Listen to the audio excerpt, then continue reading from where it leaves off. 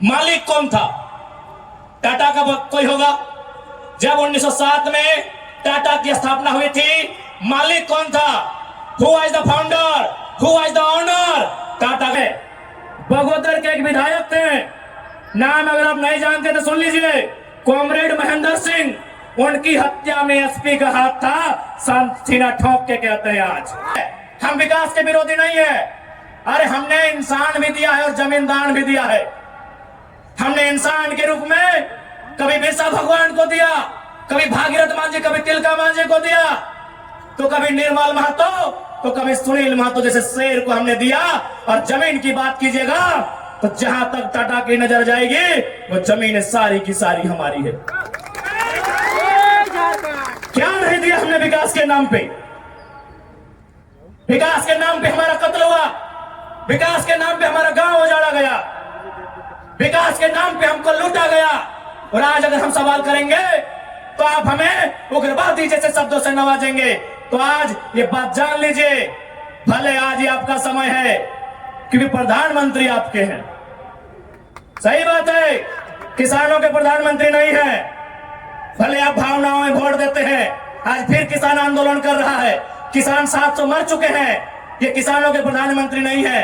अगर ये किसानों के प्रधानमंत्री होते तो एक रूल बनाते हैं। 1984 तक टाटा ने जो 15,000 एकड़ जमीन का अधिग्रहण किया है, उसमें मात्र 3,000 एकड़ में प्रोडक्शन का काम हुआ है। मात्र 3,000 एकड़ में कंपनी का एस्टेब्लिशमेंट किया गया है। यदि ये देश और ये वर्तमान के प्रधानमंत्री अगर किसानों के होते तो एक फरमान जारी करते कि बाकी जो आपके पास 12,000 एकड़ बचा है उसे पोल्ट्री फार्म खोलना है क्या? उसे पोल्ट्री फार्म खोलना है? जी नहीं, रियल एस्टेट को बेचना है। हमारी जमीनें टाटा डिसाइड करेंगे रियल एस्टेट को बेचना है। इसलिए अगर सच में ये किसानों के प्रधानमंत्री होते तो एक नियम बनाते, और ये नियम है भी, बकायदा न्यायालय में चर्चा हो चुका है कि यदि किसी कंपनी ने जमीन लिया है और उस जमीन पे काम नहीं हुआ है तो रैयत को वापस लौटाना चाहिए। टाटा ने 15,000 एकड़ जमीन लिया है, मानते हैं 3,000 एकड़ पर इन्होंने काम किया है, चलिए 3,000 एकड़ एक्स्ट्रा, अभी भी 10,000 एकड़ जमीन है जो इनके कब्जे में है, वो यहाँ के रैयतों को वापस मिलना चाहिए। तब मानेंगे ये गांधी का देश है, तब मानेंगे किसानों का देश है। आप बोलेंगे हम मान लेंगे, दीजिए 10,000 एकड़ जमीन वापस, तब मानेंगे किसानों का देश है, तब मानेंगे महात्मा गांधी का देश है।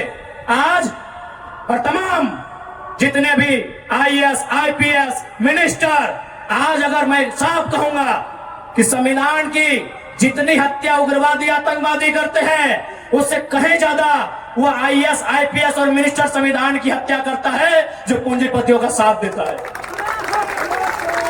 क्यों पता है? पढ़े लिखे लोग, पुलिसकर्मी भाई आप भी सुनिएगा कि आपके SP संविधान की हत्या कैसे करते हैं। हाँ, पुलिस वाली दीदी आप भी सुनिएगा कि आपके DC संविधान की हत्या कब करते हैं। भारत के संविधान को खोलिए, भारत के संविधान में प्रियम्बल आता है। प्रियम्बल में क्या लिखा है पता है? हम भारत के लोग सामाजिक, राजनीतिक, आर्थिक न्याय की बात लिखा है। हम भारत के लोग धर्मनिरपेक्ष समाजवाद का नाम लिखा है, समाजवाद, पूंजीवाद नहीं लिखा है, कहीं नहीं लिखा है। भारत के संविधान में समाजवाद लिखा है। हम भारत के लोग धर्मनिरपेक्ष समाजवाद भारत के निर्माण करेंगे। आज ये जो भी IAS, IPS अगर पूंजीवाद के पक्ष लेते हैं, नक्सली से भी बड़ा नक्सली वो IAS, IPS होते हैं। हम सीना ठोक के कहेंगे। बाकी SP साहब, आप चाहे तो हमारी मौत का साजिश कर सकते हैं, क्योंकि आपकी पत्नी को पूर्व में, अभी नहीं, अभी वाले नहीं, अभी वाले नए आए हैं, पूर्व वाले SSP साहब, आप चाहे तो हमारी हत्या की साजिश रच सकते हैं, रचने का आपको अधिकार है। आपकी पत्नी को टाटा के दलालों ने नौकरी जो दिया है, और ये कोई नई बात नहीं है। झारखंड राज्य में केवल गुंडों ने मौत का साजिश नहीं किया है। बगोदर के एक विधायक थे, नाम अगर आप नहीं जानते तो सुन लीजिए, कॉमरेड महेंद्र सिंह। उनकी हत्या में SP का हाथ था, सीना ठोक के कहते हैं आज।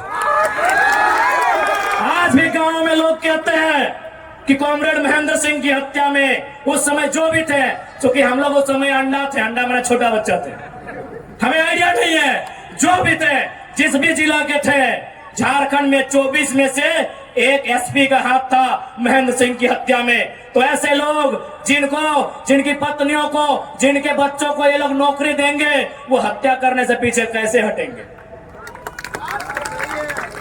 तो सुन लीजिए महोदय, क्योंकि आपकी योग्यता का हम सम्मान करते हैं, आपकी प्रतिभा का सम्मान करते हैं, आपकी एजुकेशन का सम्मान करते हैं, लेकिन एक बात कहेंगे, हम गरीब लोग हैं, बद्दुआ नहीं देते हैं, लेकिन हमारे दिल से एक हाय निकलती है, उस हाय से याद रखिएगा, ये विधाता आपको कभी माफ नहीं करेगा।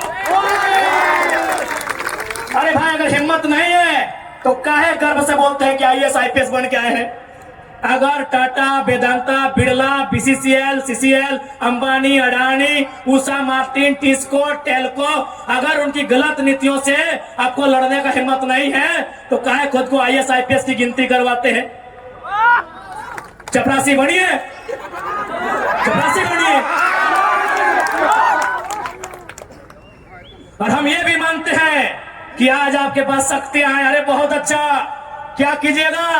ऐसे भी तो हमारा कत्ल होता आया है, हम कत्ल होते होते हम मरते मरते परेशान हो चुके हैं। हमने बहुत कत्ल देखा है, जितना अंग्रेजों ने हमें नहीं सताया है उससे कई ज्यादा गुना कॉर्पोरेट ने, भ्रष्ट IAS IPS ने, भ्रष्ट मिनिस्टर ने और भ्रष्ट डोबो जैसे CEO ने हमें सताया है। अरे आप क्या कीजिएगा, कीजिए ना। मरने सब आया है, कौन यहां जीने आया है?